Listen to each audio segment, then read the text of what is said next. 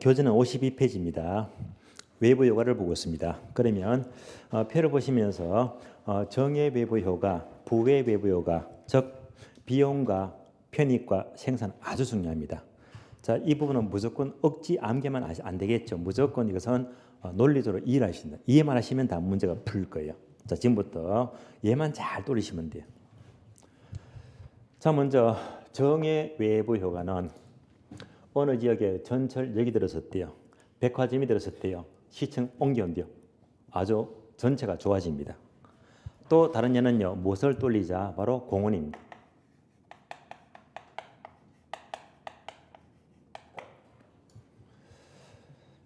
자, 예를 들면 어느 시골에요.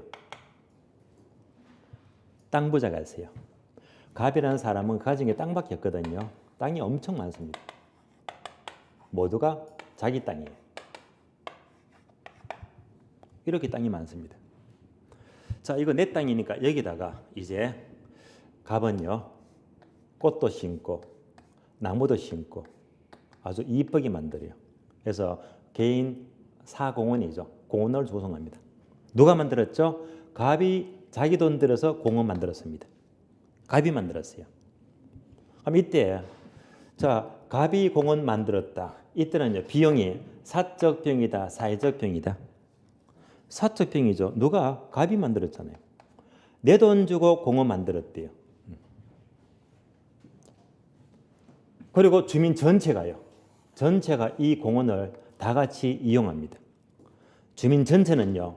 돈 10원도 안 들어갔어요. 얘가 뭐죠? 사회적 비용입니다.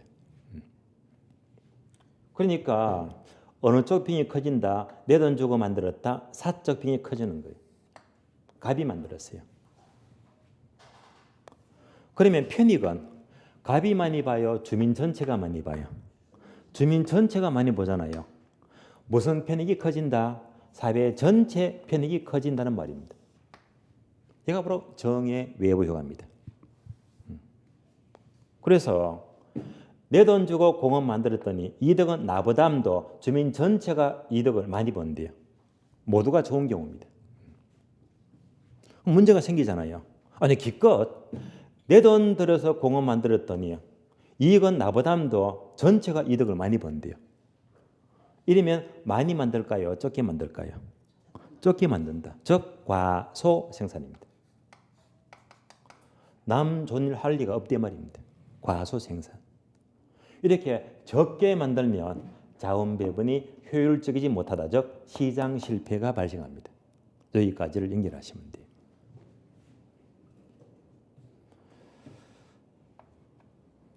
자, 제가 지난 시간에 예를 들었죠. 록펠러가 세계 최고의 기부왕이라고 했죠. 기부왕. 그러면 여러분들 혹시 기부해 보셨습니까? 기부가 좋은 줄 알면서도 안 해요. 왜 안 하죠? 내 돈 아까웠어요.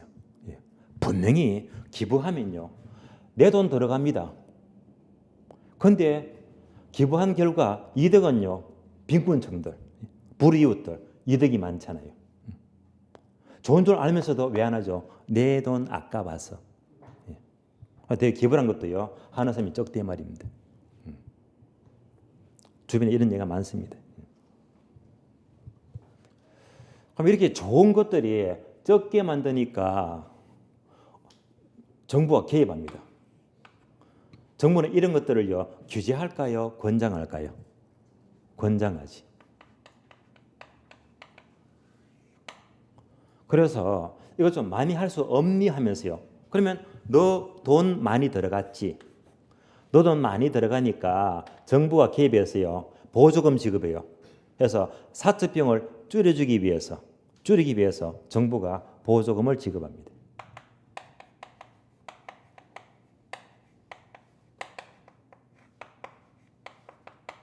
따라서 정의 외부가는 정부가 규제하는 게 아니고 권장하기 위해서 정부가 개입하더라 이 말입니다.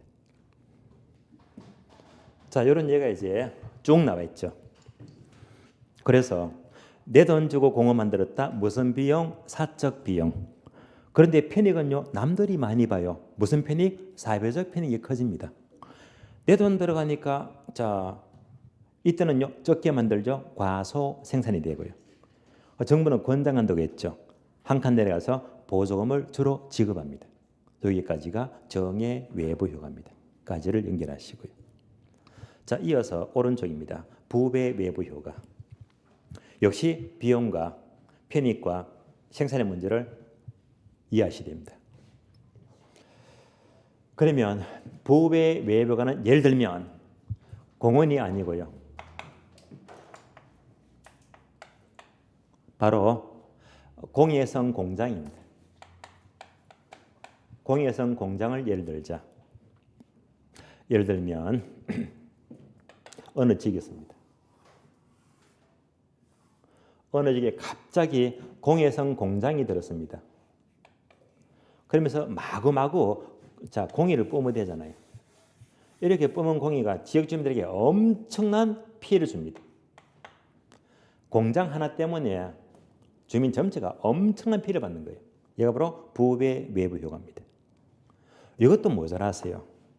밤만 되면 아무도 안 볼 때 옆에 하천이 있죠. 여기다가 또 폐수를 몰래 흘려버리잖아요. 하천이 오염됩니다. 피해밖에 없습니다. 공장은 왜 폐수를 흘리고 공해를 배출합니까? 자기 비용 아끼려고요. 따라서 공장주를 사장을 갑으로 본다면요. 갑은 자기 비용 아끼려고 무단 배출하잖아요. 그래서 결국 갑은 자기 비용 줄이려고요. 자기만 생각하죠. 그래서 공해를 마구 뿜어댑니다. 그런데 주민 전체 피해가 엄청납니다. 그래서 그만큼 사회적 비용을 크게 증가시킨단 말입니다. 하천이 오염되었어요. 이거 다 정화시키려면요. 엄청난 돈 들여서 다 국민 세금이죠. 큰 돈 들여서 이렇게 하천 오염을 정화시켜 나가잖아요. 따라서 엄청난 전체 비용이 커지게 되는 거예요. 편익은요. 공장만 이득을 봐요. 무슨 편익? 사적 편익이죠. 공장만 이득을 봅니다. 주민 전체는요. 어떤 이익도 없잖아요. 그래서 공장만 이득을 보는 거예요. 따라서 결국 부배 외부 효과는 내만 이득을 보는데 피해는 전체가 피해가 크다는 말입니다. 얘가 바로 부배 외부 효과입니다. 공장은요. 자기만 생각하는 거예요. 남들이 죽든지 말든지 오로지 자기만 생각합니다. 그러고 보니까 무조건 자 공해를 많이 배출하고 자기 물건 많이 만들자. 어떤 생산? 많이 만들죠? 과대 생산입니다. 이래서 점점점 공해 피해가 커지는 거예요. 따라서 부배 외부 효과가 되면 공해성 공장 돌리시고요. 내만 이득을 보고 주민 전체가 피해를 본다. 내만 생각하면 무조건 많이 만든다는 말입니다. 정부는 이런 경우에 환경 오염 문제가 생기죠. 규제합니까? 권장합니까? 규제하죠. 정부가 규제하는데 이때 방법은 여러 가지가 있어요. 너 공해 마음대로 뿜지 마. 공해 방지법도 있고요. 너 공해 뿜게 되면 이것만큼 세금 엄청 때릴 거야. 중과세. 이럴 수도 있고요. 그러나 항상 우리 힘이 나는 것은요. 바로 지역지구지입니다. 얘가 중요합니다.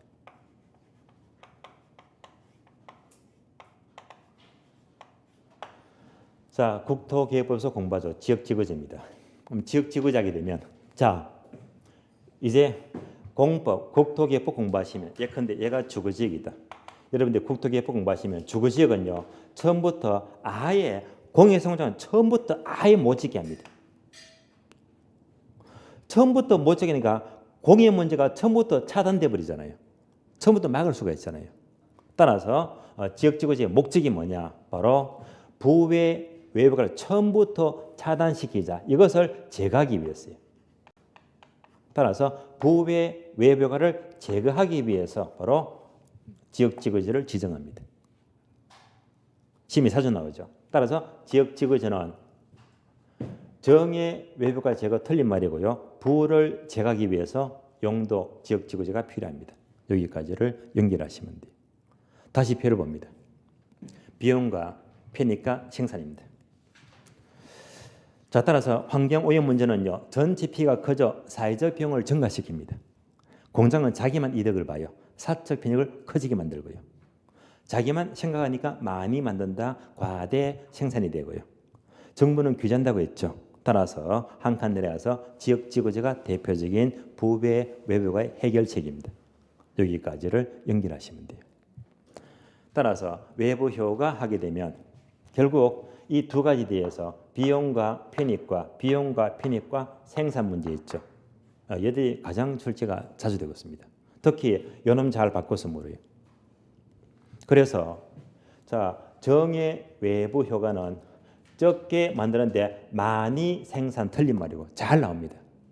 부외 외부효과는 자기만 생각하니까 무조건 많이 만드는데 적게 생산 틀린 말이고요. 아주 잘 나옵니다.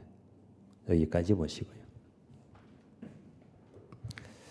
자 그러면 다음 페이지 넘어가죠. 다음 페이지 보시면 이제 정책의 입문 과정은 마치겠고요. 이어서 차트 4장 부동산 투자입니다. 투자론 보겠습니다.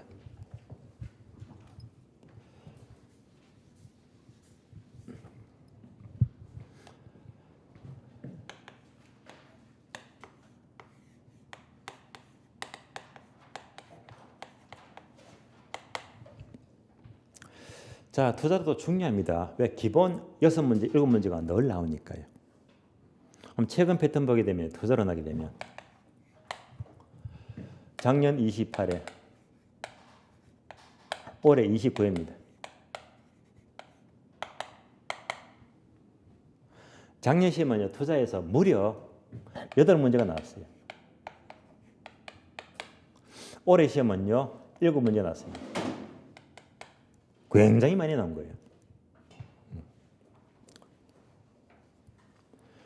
유의할 점은요, 이 중에서 투자론 파트에서는 반드시 계산 문제가 꼭 나옵니다. 안 나면 거짓말입니다. 무조건 나옵니다. 그래서 작년 시험은 여기서 계산 문제가 2문제 나왔고요. 올해 시험은 이 중에서 계산 문제가 2문제 나왔다. 최근 패턴 보이죠? 투자자는 부주로 7문제가 잘 나오는데 계산 문제도 기본적으로 2문제는 꼭 나오니까 여유 있게 계산 문제는요. 투자에서는 항상 3문제점 예상하시고요. 넉넉하게. 그래서 계산 문제 절대 놓치시면 안 돼요. 그러면 투자는 공부를 어떻게 하느냐? 먼저 처음에 어휘부터 하셔야 됩니다. 자, 어휘 파트에서는 항상 부동산 투자가 뭐냐? 부동산 투기가 뭐냐? 해서 투자와 투기의 차이점을 기본적으로 공부하시고요. 두 번째는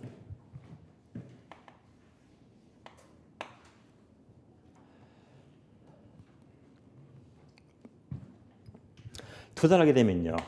바로 투자의 양면성이 있죠. 바로 투자의 위험과 투자의 수익입니다. 많은 사람들이 수익을 얻기 위해서 투자를 하게 됩니다. 그런데 투자가 잘못되면요. 이렇게 거꾸로 손해볼 수도 있잖아요. 이게 손해를 보게 되면 위험이 커지면요. 위험은 줄여야 됩니다. 그래서 위험을 줄이기 위해서 이런 유명한 말이 있죠. 계란은 한 바구니 담지 말라. 바로 분산 투자. 바로 포트폴리오입니다. 위험을 줄이기 위해서 분산 투자, 포트폴리오입니다.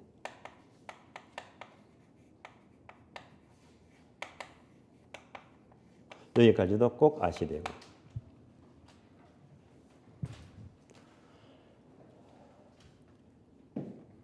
네 번째.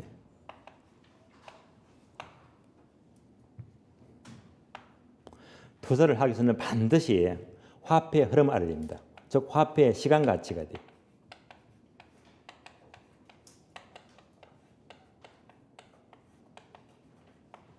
얘가 좀 어려워요. 복잡합니다.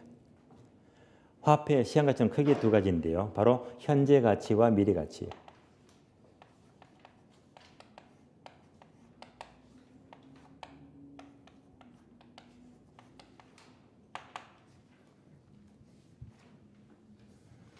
예컨대 현재 경매 물건을 낙찰받았습니다. 얼마? 10억 주고요. 낙찰받았습니다. 무슨 가치? 현재 가치.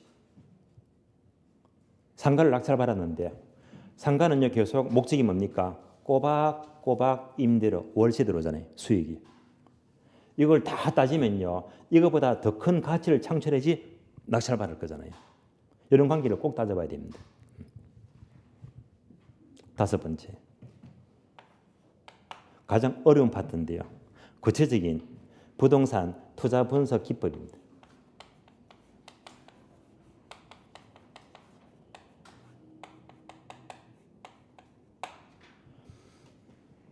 가장 어려운 부분이고 가장 난해합니다. 쓰진 않겠는데요. 크게 세 가지가 있어요. 할인경금 수지분석법, 어림셈법, 비율분석법. 그게 세 가지가 나옵니다. 여기서는요. 아주 복잡한 계산 공식이 있죠. 공식 한 20개 정도.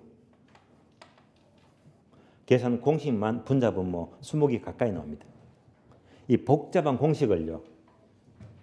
오늘 무슨 요일이죠? 목요일이죠. 딱 물으니까 딱 목요일겠잖아요. 이렇게 공식 바로 물으면요. 목요일 카드시 바로 대답이 팍팍 나와야 됩니다. 공식을 갖고 놀아야 됩니다. 구구단처럼요. 그래서 아주 어려워요. 자, 어려운데 근데 얘가 너무 중요하거든요. 예컨대 볼까요? 작년 시험은요. 8문제 가운데 투자 분석 기법이 무려 5문제가 나왔고요. 5문제. 올해 시험은요. 7문제 중에서 투자 분석 기법이 4문제가 나왔어요. 엄청나잖아요. 예. 그러니까 이거 소홀하면 큰일 납니다. 가장 출제가 많이 되고 있으니까요. 가장 중요합니다. 그래서 이 복잡한 공식은요. 바로 끄집어내야 되고요. 상당한 암기력이 요구된 부분이고 어려워요. 가장 또 출제가 많이 되고 있습니다. 여기까지만 공부하시면요. 투자가 모두 끝이 납니다. 5개 목차가리 5개. 자, 처음부터 봅니다. 그러면 첫 번째 의 보시면요. 투자와 투기를 비교합니다. 목차 1번에서 투자와 투기가 나와요. 사실 투자와 투기는요. 그 개념이 아주 애매합니다. 어디까지가 투자가 되는 건지 어디까지가 투기인지 애매합니다. 그래서 이제 이런 우스갯소리가 있어요. 어떤 기자가요. 경제신문 기자가 자, 요 개념을 구별하려고 대학교 경제학과 교수를 찾아갑니다. 찾아서 물어요. 교수님 도대체 자 어디까지가 투자가 되고 어디까지가 투기가 됩니까? 라고 대답했더니 그 교수 대답이 이렇게 대답합니다. 예를 들면 만약 내가 땅을 사면 투자가 되고 자네가 땅을 사면 투기가 되겠네. 우스갯소리죠. 요즘 정치권에서 이런 얘기 많잖아요. 내로남불 아시죠? 남녀관계에서 내가 하면 로맨서가 되고 남이 하면 불륜이 되고요. 뭐 그런 말이 되겠습니다만은요. 다만 우스갯소리에 불과하고요. 그러면 이제 요 개념은 상식적으로 여러분들 다들 알고 계시잖아요. 일단 얘는 좋은 거다, 얘는 나쁜 거다. 하나씩 본다면요. 투자는 주로 장기간 투자입니다. 5년, 10년 또는 평생 할 수도 있고요.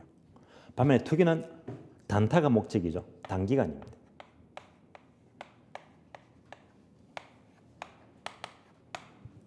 투자는요. 반드시 생산활동과 관계됩니다.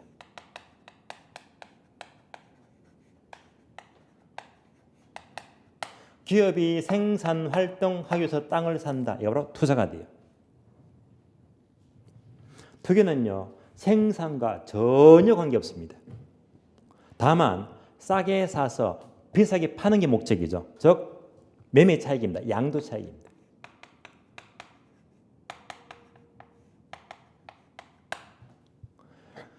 투자는요. 생산 활동을 할 목적으로 부동산을 이용합니다. 투기는 이용과 거리가 멀어요. 다만 비싸게 팔면 되니까. 따라서 양도 차익을 얻을 것을 목적으로 보유하고 있다가 되파는 것이 목적입니다. 그래서 생산과 관계 있으면 투자가 되고요. 생산과 관계가 없으면요. 바로 투기가 된다라고 보시면 돼요. 여기까지는 상식이니까 시험과는 거리가 멀어요. 다만 개념만 비교했고요.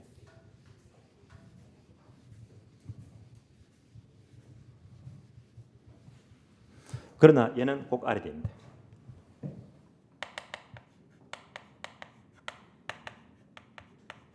투자의 단계와 투기의 단계 얘는요 꼭 알아야 됩니다.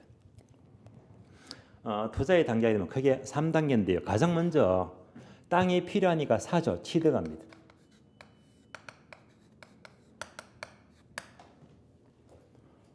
다음에 이용하죠. 즉 운영 단계가 돼요.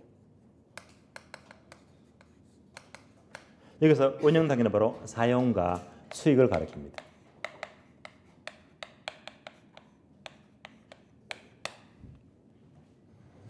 그 목적이 모두가 달성이 되면 다음에는 팔죠. 처분 단계가 돼요.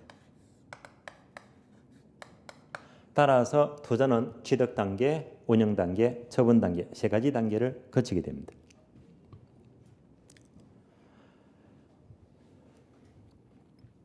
그러면요. 투기는 그렇지가 않습니다. 당연히 취득합니다. 얘가 없다는 말입니다. 운영 단계가 없어요. 오로지 싸게 사서 비싸게 파는 것이 목적입니다. 이건 꼭 기억합니다. 운영 단계가 있으면 투자가 되고 전혀 없으면요 투기가 된다. 이것만큼 꼭 알아야 됩니다. 따라서 투자는요 사용, 수익, 처분을 모두 할 수가 있지만은 투기는요 얘가 없잖아요. 오로지 처분만이 목적이다. 분명히 다른 점입니다.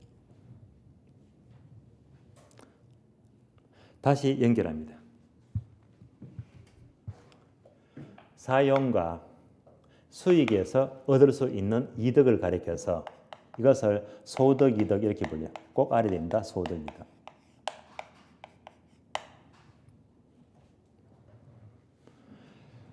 다음에 처분을 통해서 얻을 수 있는 이득. 얘는 바로 자본 이득입니다. 따라서 부동산 투자는요. 소득 이득과 자본 이득을 둘 다 얻을 수 있는데 투기는요. 얘가 없잖아요. 오로지 자본 이득만이 목적입니다. 여기까지는 꼭 알아야 됩니다.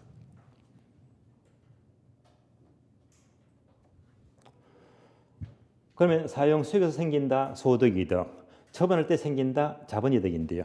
간단한 예를 들어 볼까요? 예를 들면 상가가 있어요.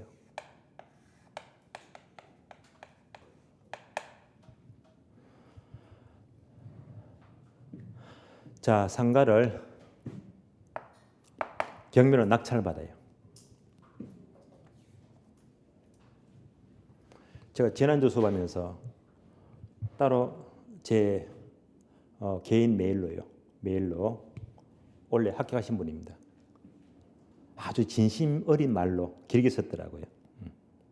그래서 소개가 뭐냐? 본인은 60이 넘었대요. 60이 넘었대요. 60이 넘었는데 중개사 공부를 원래 시작했는데 5월 달부터 시작했대요. 5월부터. 그러면 6개월 공부했거든요. 그래서 6개월 만에 원래 시험을 동착하겠대요. 그 중에서 가장 고득점이 학교 연수가 잘 나왔대요. 82.5점 나왔대요. 그러면서 제 수업 시간에 간간히 책도 소개하고 실무라든지 좋은 말들을 듣다 보니까 남아서 인사를 드리는데 그러면서 요청을 하더라고요. 경매 때문에 꼭 드릴 말씀이 있는데 따로 이제 답변을 주든지 연락을 달라고 아주 정중하게 개인 전화번호를 소개했더라고요. 그래서 통화를 지금까지 한 3번 했어요. 3번 했습니다. 다음 주 목요일 날 수업 마치고 만나기로 했어요. 강남 쪽에서요. 근데 이분은요. 60은 넘었는데요. 대기업 임원 출신. 대기업 임원은요. 재력 빵빵합니다. 많이 벌었어요. 그래서 어쨌건 몇 년 전에 잠실 쪽이에요. 대로변에 건물을 샀대요. 대기업 임원이면 인맥이 좋잖아요. 그러다 보니까 마침 그 주변의 금융권 인맥을 통해서 건물을 소개받았는데 그 잠실 쪽에 건물 사는데요. 꽤 큰 많은 돈이 들어갔을 거예요. 그거 사는데 빌딩을 소개받잖아요. 200개를 소개받았대요. 200개를. 그걸 다 현장 다녔대요. 다 따져봤대요. 그 200개를 다 따져봤는데 얼마 걸렸다? 꼬박 1년 걸렸대요. 그래서 건물 하나 사는데 1년 만에 200개 임장해보고요. 한 개 골랐대요. 아주 꼼꼼하시고 치밀하신 분이더라고요. 그래서 합격은 했는데 임원이면 그만큼 재력이 있잖아요. 돈이 있으니까요. 그래서 본인은 중개사무소는 별로 생각이 없나 봐요. 중개업보다는 중개 실무. 제가 이쪽 공부를 많이 하다 보니까 실전 실무 있죠, 그죠? 그러니까 강의는 실무가 아니고 소수 정의반으로 이렇게 해서 직접 바로 현장 다니면서 건물 보고 교육받는 실무가 있거든요. 그걸 꼭 좀 소개해달래요. 그 과정을 제가 체크 다 해드렸거든요. 근데 비싸더라고요. 교대 입구 쪽에 있는 학원인데요. 실무를 10번 나가요. 원장이 물건 찍어주고요. 같이 다닙니다. 10회. 한 주에 한 번 나가면 2달 반 되겠네, 그죠? 그러니까 10회 실전 교육 받는데 돈이 500만 원입니다. 그러니까 세더라고요. 500만 원 주고 10번, 그것도 임장 다니면서 고생해야 되거든요. 고생을 돈 주고 사서잖아요. 근데 저희 친구 감정평가사가 얘기합니다. 이거 아무것도 아니다. 낙찰 한번 제대로 받아버리면 500이 아니고 몇 억을 벌 건데 500이 무슨 돈이냐. 현장 가고 정보가 중요한데. 그래서 어쩜 큰 돈은 큰 돈이지만은요. 일단 경매 들어가서 낙찰 받아서 거기 먹었다면 이건 비교가 안 될 만큼 큰 수익이 없거든요. 다 이제 정보 비용으로 봐야 되겠죠. 경매. 자, 상가가 있습니다. 10억. 자, 10억에 낙찰을 받아도 가정이 10억짜리가 있습니다. 그러면요. 자, 상가 목적이 뭡니까? 임대료, 월세 받지. 임대료 수익입니다. 매 기간마다 임대료 수익이 들어가요. 첫 해 1억 들어왔다.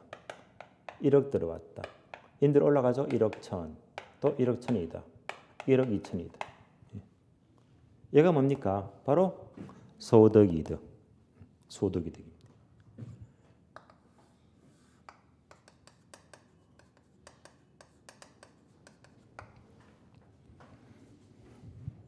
(5년) 지나서요. 10억 주고 샀는데 팔 때는요. 15억에 팔았대요.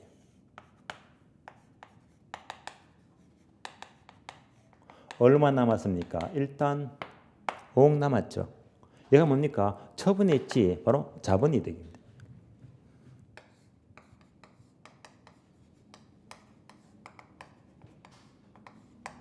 따라서 투자를 하게 되면 이렇게 소득, 이득과 자본을 둘 다 얻을 수가 있다는 말입니다. 다만 투기는요. 이런 과정은 없다는 말입니다. 오로지 싸게 사서 비싸게 파는 것만이 목적입니다. 소득, 이득, 자본을 보았고요. 자, 또 예를 듭니다. 토지와 상가를 비교합니다. 여러분들 앞으로 합격하시면 1년 동안 합격하시면 중개 실무 하더라도 항상 여러분들이 재테크를 해야 됩니다. 중개 수수료만 받겠다. 절대 돈 못 모읍니다. 큰 부자 못 돼요. 그래서 중개업 하시면서 좋은 거 보이면요. 내가 상가를 사고 토지도 사고 경매도 알고요. 이렇게 재테크를 해야 됩니다. 그럼 진짜 부자가 돼요. 그러면요. 자, 토지, 상가, 주거용 뺄게요. 아파트 뺄게요. 자, 이 두 가지 투자 물건이 있다면 자, 하나만 선택하세요. 앞에 세 분만 물어볼게요. 우리 앞에요.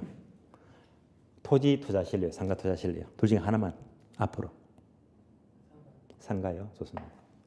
우리 총각은요. 앞으로 먼 훗날에 토지요. 앞에 분은 상가요.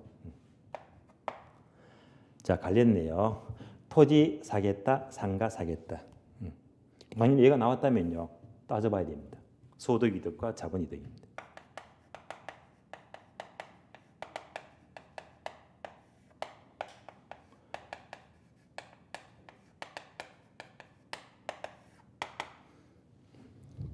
우리 속담에 두 마리 토끼를 잡을 수가 있어요, 없어요? 못 잡잖아요. 그러니까 투자는 얘가 두 마리 토끼야. 다 잡으려고 하지 마세요. 그런 투자가 없어요. 그러면 자, 상가가 많네요. 상가를 투자하게 되면요. 얘가 목적이잖아요. 매월 월세가 따박따박 잘 나와야 됩니다. 그러면 예를 들면 명동 최고의 상권이잖아요. 명동. 명동에 그 메인 상가 있죠. 임대료 얼마나 비쌉니까? 정말 비싸요. 그럼 명동의 메인 상가 점포가 몇 평? 10평이다. 10평이면요. 얼마 크지도 않네요. 그런데 이런 메인 상가가 임대료가 월 얼마인 줄 아세요? 월 3천만 원 넘어갑니다. 말도 안 돼요. 상권이 얼마나 좋은지예요. 10평 코딱지만한 이 상점이 화장품 파는데 월세가요 3천만 원 넘어갑니다. 하루 임대료가 100만 원입니다. 엄청나잖아요. 그만큼 상권이 좋다는 말입니다. 이게 다 뭡니까? 소득이득. 명동은요 이미 특 A급 상권이고 이미 상권이 이만큼 형성이 됐잖아요. 더 이상 확 못 올라갑니다. 그러니까 팔 때는요 크게 먹지를 못해요. 이게 너무 높기 때문에. 따라서 상가하게 되면요 이것 보고 투자하지 얘는 매력 없대 말입니다. 상가하게 되면요 주로 소득이도 월 임대료 있죠. 수익률이 높아야 됩니다. 여기에다 올인해야 됩니다. 그러면 수도권에 외곽지에 전답이 있다. 땅이 있어요. 땅을 누가 임대합니까? 그래서 토지는요 이게 없습니다. 다만 토지는 잘 고르면요 이거 엄청납니다. 토지는 주로 이제 자본 이득이 목적입니다. 그래서 이제 이런 성격을 보고 나는 이게 맞아. 나는 상가가 맞아. 제가 욕심이 조금 많거든요. 저는 둘 다 할 거예요. 둘 다. 왜? 상가는 따박따박 월세 들어오지. 그렇잖아요. 다음에 토지는 한 번 들어가면 대박 먹으니까요. 그래서 이것도 보면서 저는 둘 다 지금 체크를 하고 있습니다. 다만 상가는요. 요즘 직장인의 로망이죠. 건물주 되기. 건물주. 그래서 이제 이 건물 가져가지고요. 월세가 꼬박꼬박 나와요. 월세가 한 2천만 원 나온다. 살만하죠, 그죠? 자, 내가 아무리 놀고 해도요. 꼬박꼬박 임대료가 2천에 통해 팍팍 꼽혀거든요. 멋지잖아요. 내 마음대로 골프 치고 내 마음대로 여행 다니고요. 내 마음대로 쉴 수도 있고 말이죠. 멋지잖아요. 이런 노가 얼마나 좋을까요? 그래서 어느 날 갑자기 제가 강의에서 안 보인다 하면요. 요거 갖고 있다고 치시면 돼요. 아시겠어요? 그때까지는 강의할 거예요. 그런데 지금 매월 들어옵니다. 매월. 진짜 매력은요. 이것도 매력이 있어요. 요것 때문에 뭐가 필요하죠? 중개사 공부하시잖아요. 특히 국토기획법 공부하시잖아요. 국토기획법. 그래서 자 2020년입니다. 이면 제4차 국토종합계획 만료가 돼요. 2021년도부터 20년간 2040년까지 제5차 국토종합계획 나옵니다. 얼마 남았습니다. 그럼 이제 앞으로 제5차 국토종합계획입니다. 앞으로 20년 동안 전국의 국토 흐름이잖아요. 어디가 개발될 것이다. 여기 다 나와 있거든요. 공부를 잘해야 됩니다. 그러면 이제 주로 뜨는 지역은 주로 이런 쪽이겠지.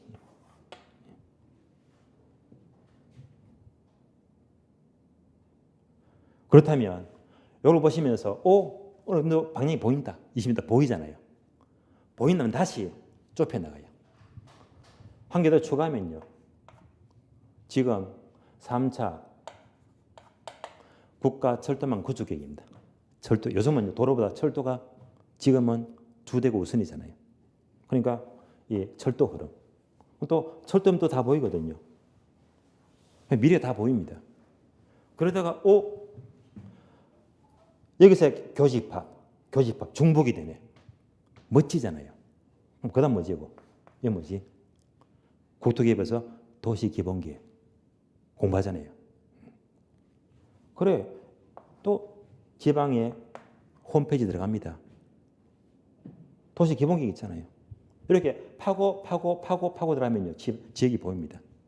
자꾸 보여요. 이런 지역에 땅을 샀다.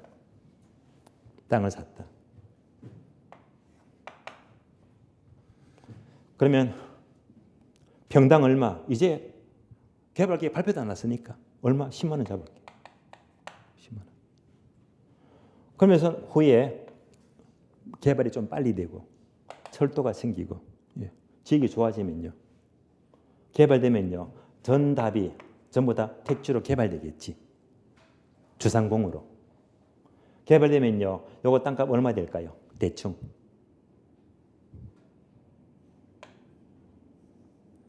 기본 300원 넘어가겠죠. 그죠? 몇 배 올랐다? 30배 올랐다. 30배. 1억 투자하면요. 30억입니다.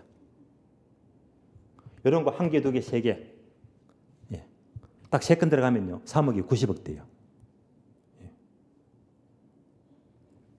얼마나 멋집니까? 상가하고 비교가 안 돼요.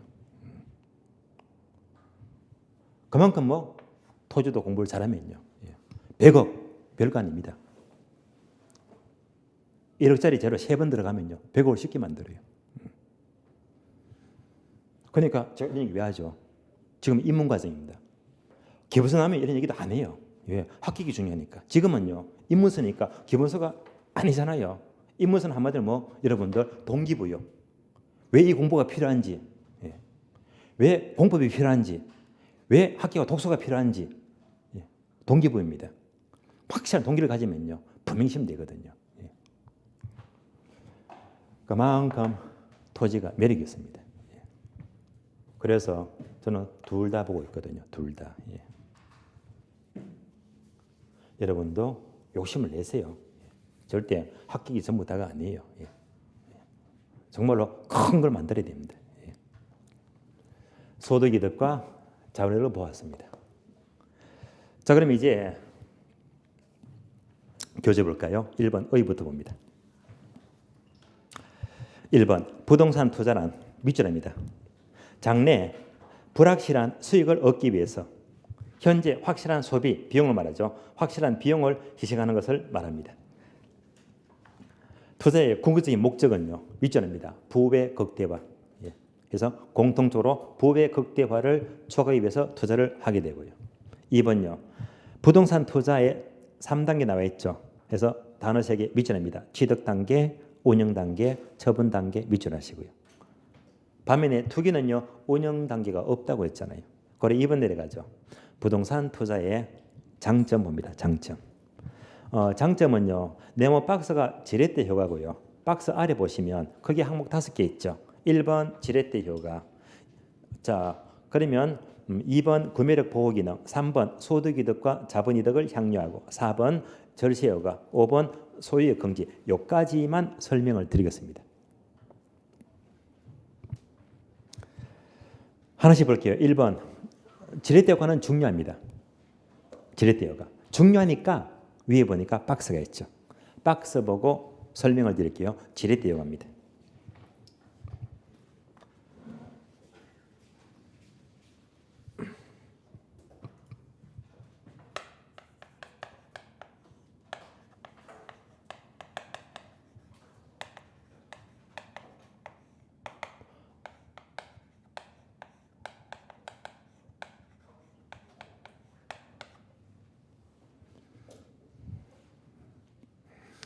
부동산은 몇 억씩 합니다.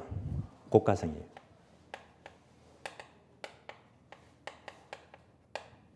몇 억씩 하기 때문에 은행에 융자가 필요하죠.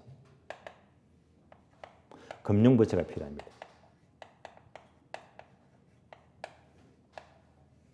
다른 말로 차입금입니다.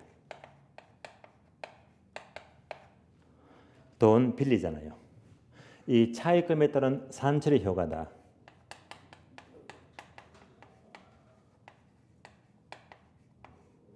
이것을 지렛대 효과 또는 레버리지 효과라고 부릅니다. 그러면 지렛대가 어떻게 생겼죠? 이렇게 생겼잖아요. 지렛대. 지렛대는 아주 무거운 짐을 들기 위해서 힘을 조금만 주면 돼요. 예를 들면 내가 자 이때 약간의 힘을 주는 게 바로 차입금이에요. 차입금. 돈 빌리는 거 은행에서. 예를 들면 내가 1억 투자해요. 1억인데 5천만 원 내 돈입니다. 5천만 원. 내 돈은 지분이 돼요. 내 돈이 되고 은행에 5천만 원 빌리잖아요. 얘가 바로 차입금. 대출 받습니다. 저당입니다. 얘가 차입금. 이때 이자 몇 프로? 연 4% 잡을게요. 요즘은 이만큼 하죠. 그러니까 자 5천 이만큼 빌려서 총 1억을 투자했단 말입니다. 투자를 잘 했어요. 1년 동안에 수익률이 무려 20%다. 수익률 좋죠. 은행 이자 4% 갚아주고 내가 얼마 더 먹었습니까? 16% 더 먹었죠. 멋지게 빌렸잖아요. 얘가 뭡니까? 바로 정의 지렛대입니다. 은행에 빌려서 이자 갚아줘도 크게 먹었잖아요.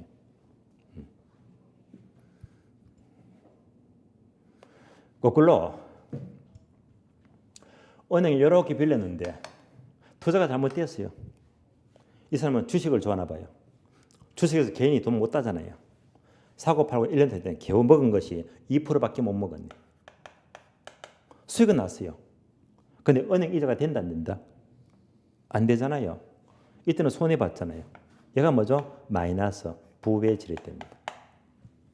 따라서 지렛대는요. 정의 지렛대와 부의 지렛대 두 가지로 구분됩니다. 하나씩 볼까요? 정의 지렛대.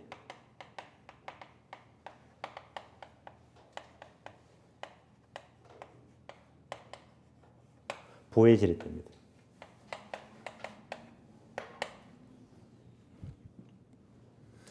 개념 봐서는 여기까지만 교재 봅니다. 교재 보시면 1번 의 볼까요? 동그라미 1번과 2번 나옵니다. 1번 밑줄 하세요. 차입금에 따른 산출의 효과 밑줄. 2번 내려가죠. 지렛대 효과는요. 또 밑줄입니다. 차입금을 이용하여 자기 자본 수익률, 지분 수익률을 높이는 것이 그 목적이 있다. 밑줄 하시고요. 지분 수익률 박스 공식 있죠. 이 공식은요. 원래 한 문제 출제되었죠. 출제가 되었고요. 꼭 알아야 됩니다. 계산 문제. 그럼 이 계산 문제는 이제 기본서 나면요. 1월 달부터 문제를 풀 겁니다. 다음에 목차 입은 종류. 자, 종류가 바로 정의 지렛대와 부의 지렛대인데 그러면 이렇게 이해하시면 돼요. 이 문서는 안 나오지만은요. 단어를 3개 떠올리자. 먼저 지분 수익률입니다.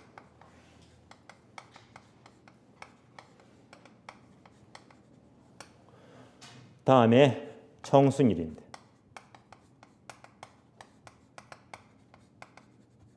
다음에 저당 수익률입니다. 여기까지는 이해하셔야 됩니다.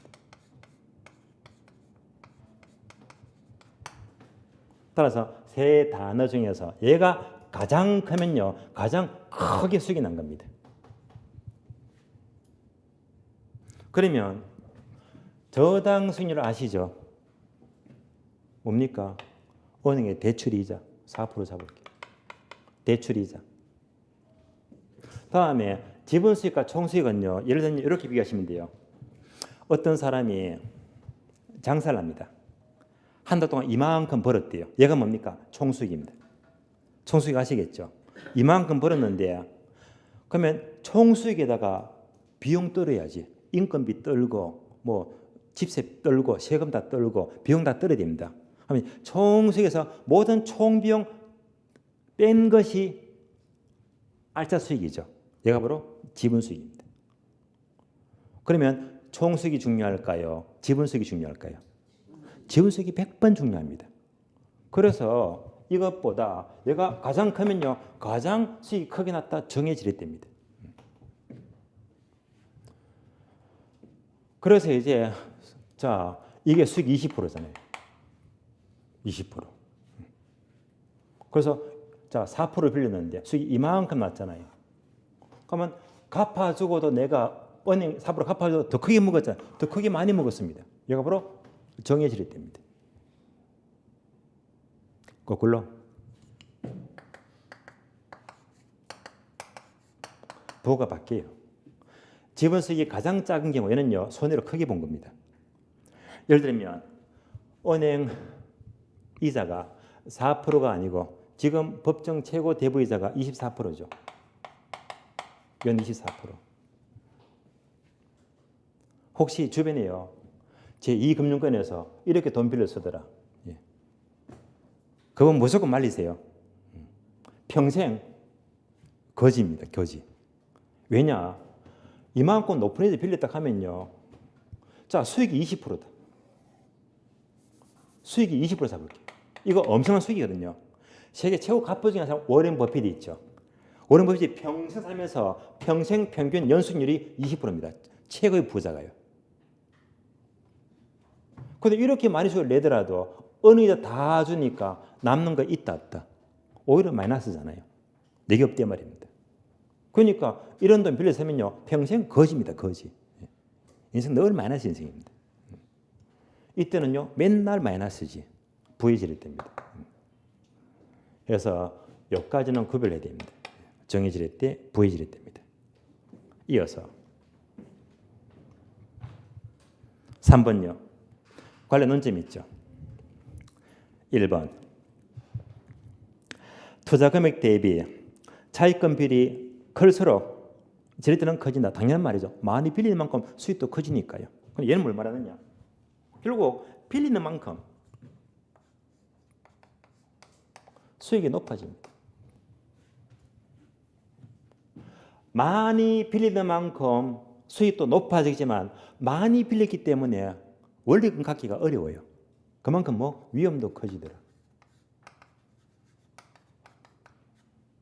따라서 지레트 여가는 많이 빌릴수록 수익률도 높지만은 그만큼 원리금 갚는 위험도 높아지더라. 자, 이때 이 위험이 뭐냐? 원리금을 갚을 수가 없죠. 다른 말로 채무 불행입니다. 채무 불행 위험이다. 이 같은 위험을 은행의 원리금 못 갚으니까 바로 얘를 금융적 위험이라고 불러요. 금융적 위험입니다.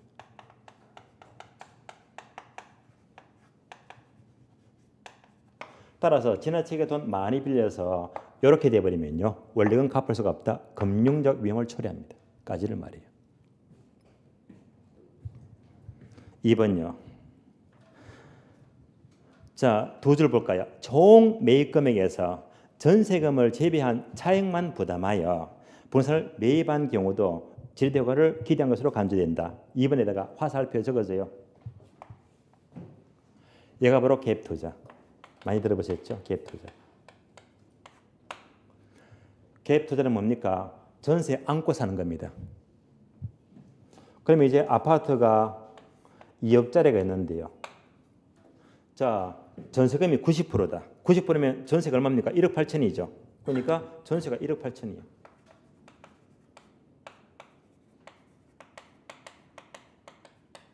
(2억짜리) 아파트를 전세 90% 1억 8천 땅고 사게 되면 내 돈 얼마만 쓰면 되죠? 2천이죠.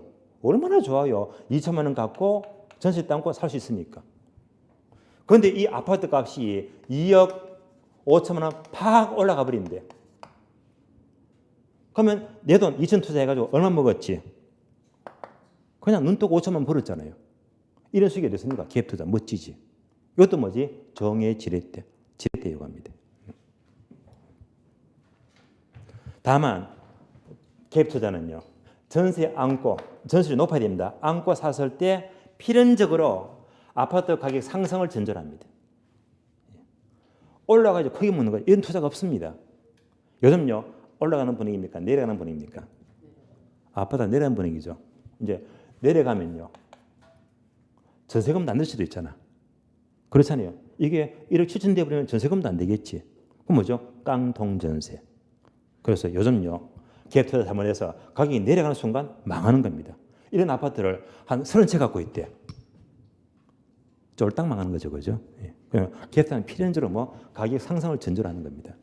이게 확신 설정에는 막 전세하고 사는 거야. 지금은 그런 분이 아니래 말입니다. 레버리지 효과입니다. 자, 그러면요. 저리대 효과를 봤고요.